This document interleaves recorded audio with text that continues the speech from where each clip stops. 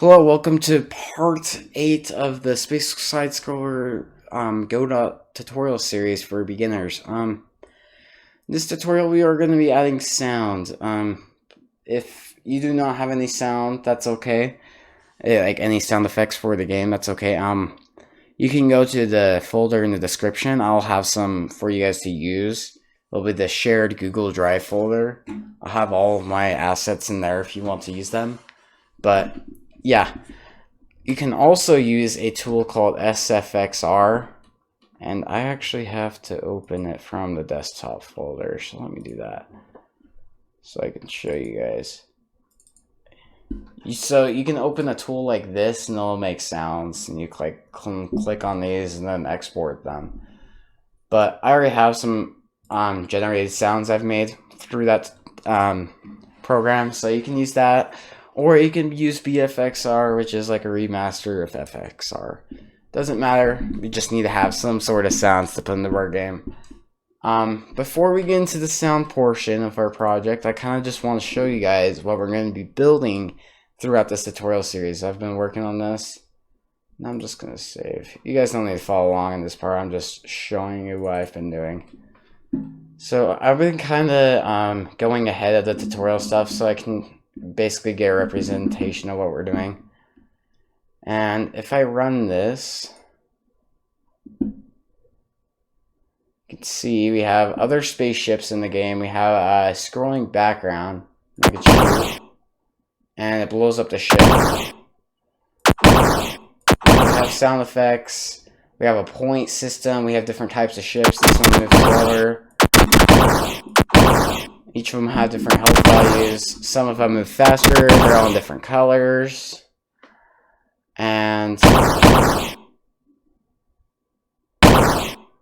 that's basically what we're going to be working towards. And also, this entire project will work with Android export. So I'm probably going to go over that in a future tutorial.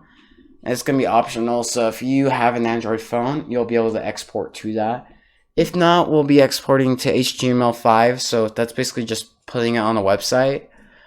So yeah, stay tuned for those. It's gonna be a lot of fun, and yeah, it's gonna be compatible for mobile, so that's gonna be pretty cool. I'm gonna be opening up my other Godot projects. There we go, where we're at in the tutorial. So we left off in the last tutorial creating a UI for our game right here. So now we're gonna add our sound effects, and I'll go over how that works. But first, we're gonna go into our world right here. Right click, and actually, before we do this, I need to make a sounds folder. We need to import all of our sounds into our projects first. So I'm just gonna click on this folder right here, make a new folder, and I'm going to call this sounds. Right here, sounds. There we go, and we have a sounds folder. So now I'm going to locate where my sounds are, and they're going to be in here. Right here. Okay, so I have an explosion sound, a hit sound, and a shoot sound. Technically, we're only using the explosion and then shoot sound. We're not using the hit because we don't have any enemies yet that have more than 1 health. And they'll do the hit sound because they're not going to explode when you hit them with more health. So they'll do a hit sound, but we don't have any of those enemies yet. And we'll go over those later. But for now, we're going to be implementing our sounds. And I did that really quick. Just drag these into your sounds folder. And they should be in Godot. Good to go. Okay, yeah, you see, we have our sounds in there. And now we need a way to play these sounds back in the game. So to do that, we're going to need some extra nodes. So go into our world right here. We're going to right click the world. And what we're going to do is add a child node right here. And we're going to use the basis of all nodes, just a normal node, base class for all scene objects right here. Just select the white node at the top. And I'm pressing create. So the white node, you can see in the inspector, doesn't have any data. It just has a script. And it has a pause state. That's it. Usually a lot of these nodes will have transform positions and stuff. But a normal, just a white node, base node, will just have nothing. It'll just be able to have a script and be able to pause. Node 2D, though, on the other hand, can track a position. But this one is just holding other nodes. It's basically just a node holder for us. I'm going to call this sound controller. Right here. Sound controller. And so we have a white node to hold all of our sound stuff. This is going to be our sound controller. And let's go over creating a sound node. So I'm going to right click this, add a new child node, and we're going to do audio stream player. But you want to do just the one that's under node. Do not do the 2D or 3D one. We're just using the normal audio stream player node. The reason why we're not using the 2D one is the 2D one only plays through one channel.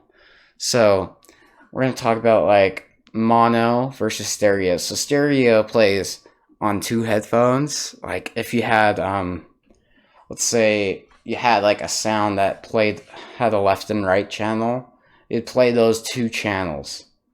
But no 2D would only play one of those channels, and it only plays the sound on one speaker for some reason.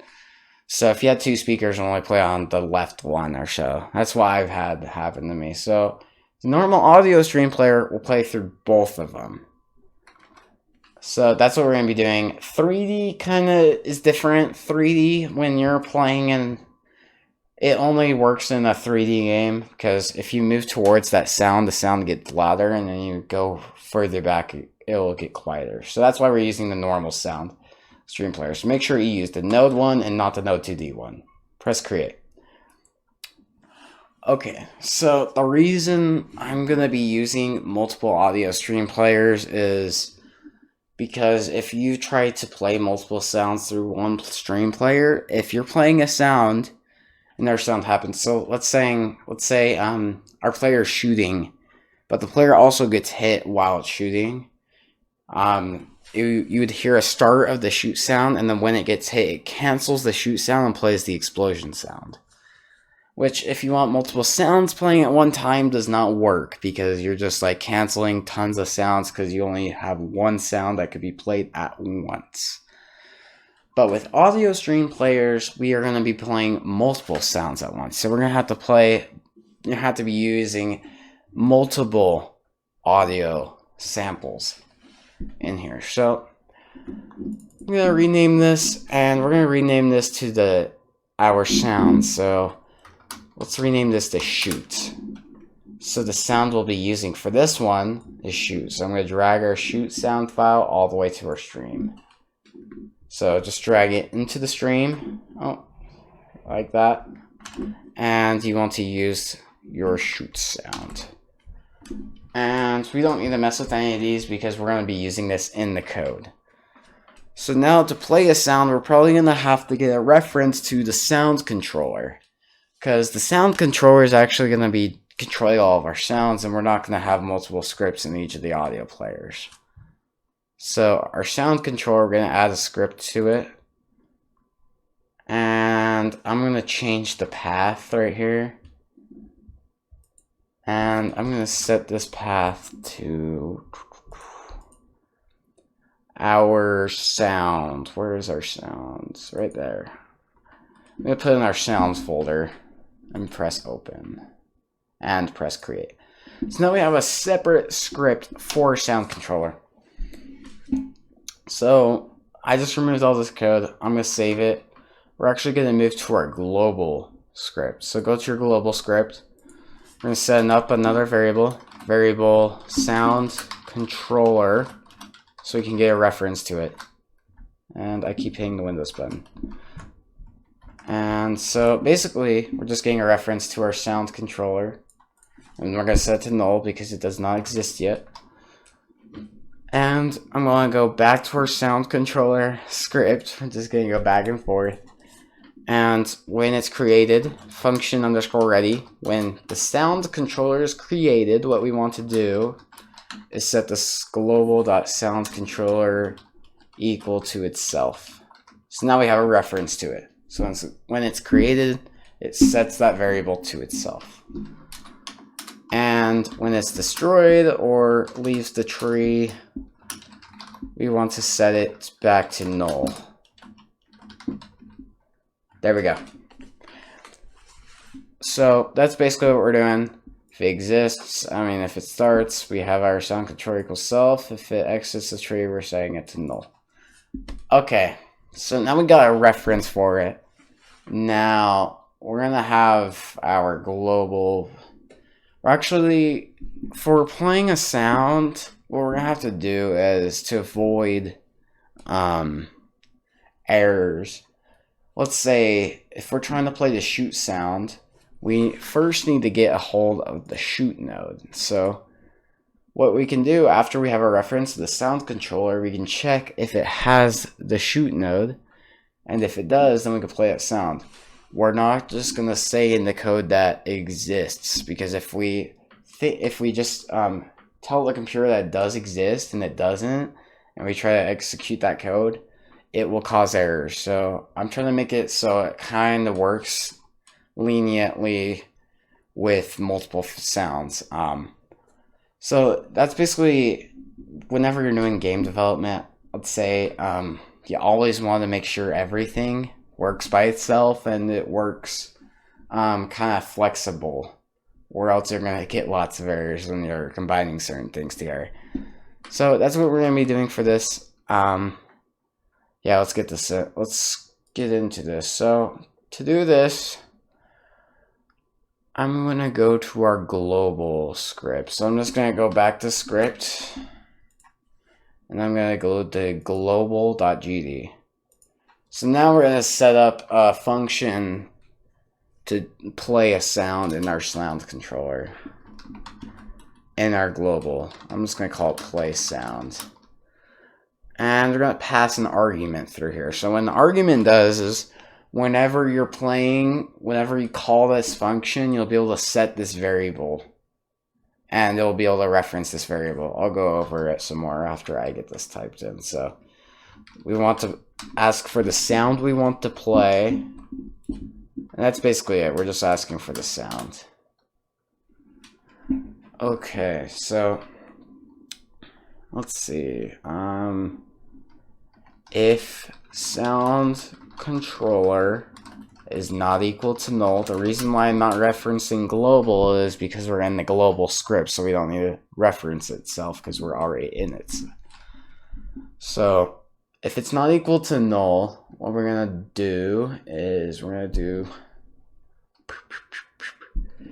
if sound controller dot has node sound under that, what we're going to be doing is we're going to do sound controller dot sound dot play.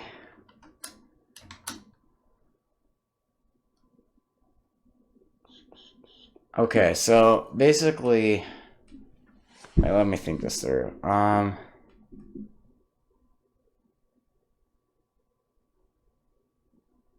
Can we check?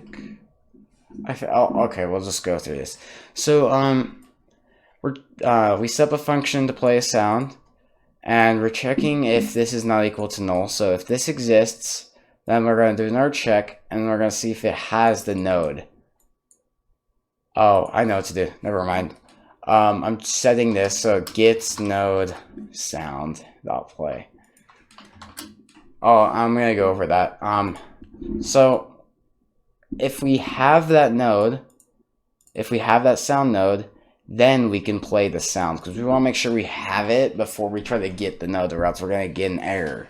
So has node checks if a node exists under the sound controller. So it checks, oh, do we have this specified sound in this under the sound controller. And if we do, it gets that sound node and plays it. The reason why I didn't do just .sound is because it thinks that's a variable. But to get a node, you have to do a get underscore node dot play. So that's how we're getting it. So this might be a bit confusing. I'm trying to explain it as best as possible, but basically, let's say we're in our player. This is example code. You don't have to follow along with me. Let's say this is our player. So our player wants to play a sound. So I'll do global.play sound. And the sound it wants to play is it already preloaded the sound it wants to play, and it wants to play the shoot sound, which we already preloaded. So we'll say shoot. Actually, you don't need to preload the sound. Sorry. You just have to check. I put this in quotations. So this has to be the same as this name to play the sound, because we're checking if that node exists and it's going over the name of it. So that's what we're doing. And this shoots would basically be this variable. So this is how we reference this, what we set right here. And so this would be shoot, this would be shoot, and this would be shoot. But this is just how we get that reference from right here. Okay. So I'm going to go into our player and actually play the shoot sound. So go to player.gd script. I'm going to full screen it for you guys.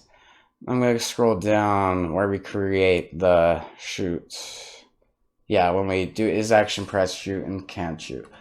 Okay, so now we want to play the sound. So we'll do global dot play sound, because that's the function we're using.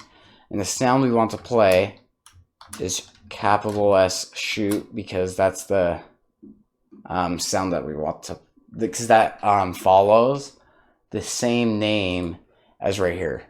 So make sure they're the same exact name, or else it's not gonna play anything. It won't give you an error because it's like, well, this node does not exist, so I'm not executing this code.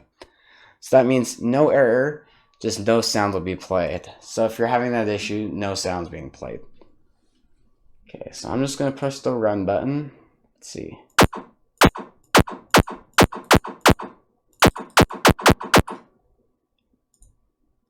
I think I dragged in the wrong sound. I think the shoot sound was a bit different. No, that was my shoot sound. Okay, never mind. It doesn't matter. But the shoot sound is being played now. So now we need to start playing sounds in the places that we have set up. So we just completed the hard part of setting up the sound system in the game.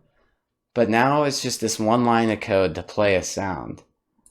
So now we just need to set up the rest of our sounds and play them through the nodes. And so now if I want a new sound, I just add a child node. We do an audio stream player in our node. Create. And I'm going to call this explosion. And we're going to drag and drop the explosion.wave sound file into the stream right here. Make sure it's named correctly, capital E explosion. And make sure we're using our explosion sound. There we go. So we have our explosion sound in here. Now we can just play it through the... So when the player gets destroyed, we want to play the sound. So if the player's health is less or equal to 0, this is when it blows up. We want to do global.play sound explosion. And that will play the sound. Let's go into our enemy now. So yeah, when the player explodes, we play the explosion sound. Super easy to play sounds now. That we set up the code already in the global to already set it, so it kind of just does it all for us. So now let's go into our enemy one, and if it collides with an enemy damager, we want to do global.play sound explosion, because it blows up. And so now we're playing the sounds. Make sure these are the same name. Explosion, explosion. If they're different, no sound will be played. So now let's run it. I shoot. and they blow up. Ooh, but when they're colliding with the player, though, it does not play the sound for some reason. Reason being is we haven't set that up in the code, because in the player script, so go back to the player, when it collides with an enemy, we don't have the sound right here. So when it collides with an enemy, we need to do global.playSound explosion. Okay, so now that should work. Press play. Shoot, shoot. Blow up. Blow up. Blow up. Restart. So that's basically it for the sound tutorial. I hope you guys learned something new. So kind of experiment with your own sounds. It should be pretty simple to play sounds now that you have it all set up. And I hope you guys, learned something new. Come back for tutorial number 9. And thanks for watching. See you guys.